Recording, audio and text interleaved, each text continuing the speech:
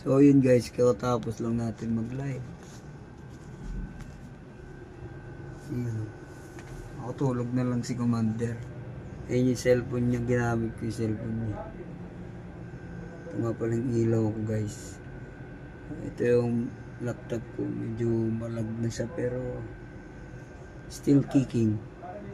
Ito nga pala yung bigay niya, Janix. Janix, thank you sa binigay mo na to. Upuan. Gagamit mo pa rin hanggang ngayon. Ito, bagong bili ko lang to guys. Bigay ni Mami. Shout out sa Mami, thank you. Thank you sa support mo.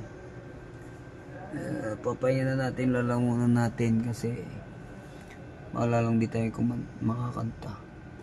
Ito nga pala yung ginawa ko, galing sa paleta lang to.